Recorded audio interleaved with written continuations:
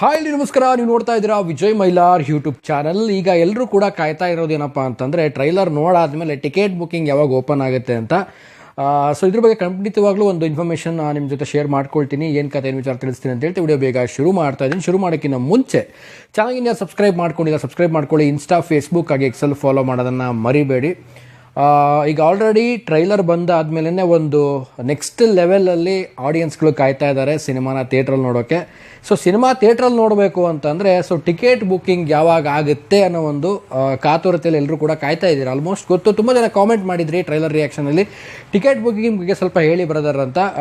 ಬಹುಶಃ ticket booking process ಈಗಾಗುತ್ತೆ ಅನ್ನೋದ್ರ ಬಗ್ಗೆ ಹೇಳೋದಾಯಿತು ಅಂತಂದರೆ, ಸೊ ಈಗ ಆಲ್ಮೋಸ್ಟು ಥಿಯೇಟ್ರ್ ಲೀಸ್ಟ್ಗಳೆಲ್ಲ ಆಗಿರುತ್ತೆ. ಆಲ್ಮೋಸ್ಟ್ 99% ಥಿಯೇಟ್ರ್ ಲೀಸ್ಟ್ ಆಗಿರುತ್ತೆ.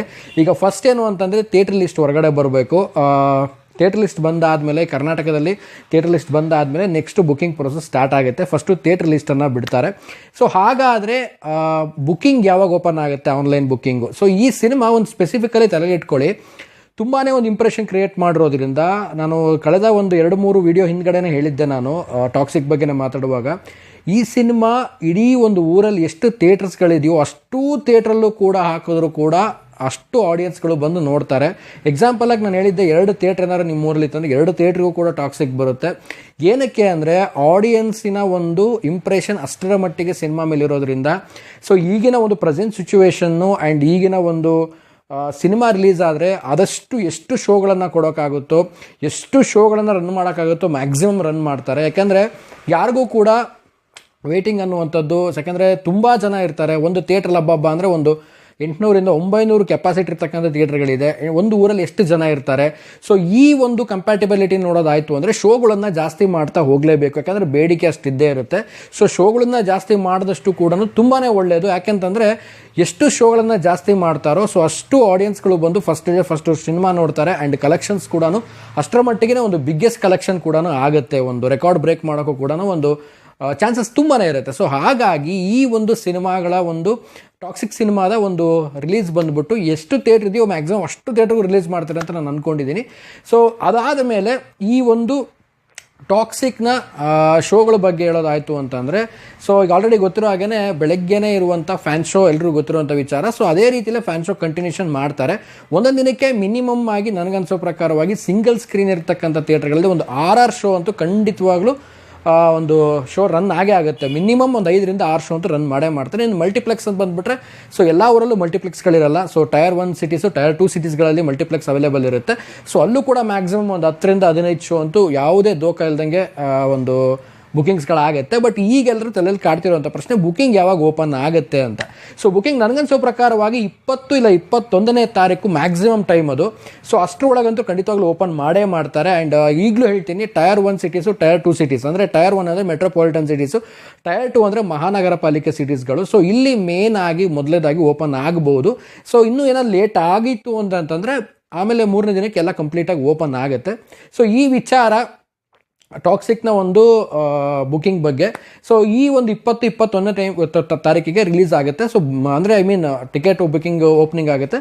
ಸೊ ಈ ಒಂದು ಓಪನಿಂಗಲ್ಲಿ ತುಂಬ ಜನ ಕಾಯ್ತಾ ಇರ್ತಾರೆ. ಆ್ಯಂಡ್ ತುಂಬ ಜನ ಎಷ್ಟರ ಮಟ್ಟಿಗೆ ಅಂತಂದರೆ ಬುಕ್ ಮೈ ಶೋನೇ ಲಾಸ್ಟು KGF ಟೈಮಲ್ಲಿ ಕ್ರ್ಯಾಶ್ ಆಗೋಗಿತ್ತು. ಅಷ್ಟರ ಮಟ್ಟಿಗೆ ಆಡಿಯನ್ಸ್ಗಳು ಅದನ್ನು ಬುಕ್ಕಿಂಗ್ ಮಾಡೋಕ್ಕೆ ಹೋಗಿ ಅದೊಂದು ವೆಬ್ಸೈಟ್ ಆಗಿರ್ಬೋದು ಮತ್ತು ಆ್ಯಪ್ ಆಗಿರ್ಬೋದು ಎರಡೂ ಕೂಡ ಕ್ರ್ಯಾಶ್ ಆಗೋಗಿತ್ತು.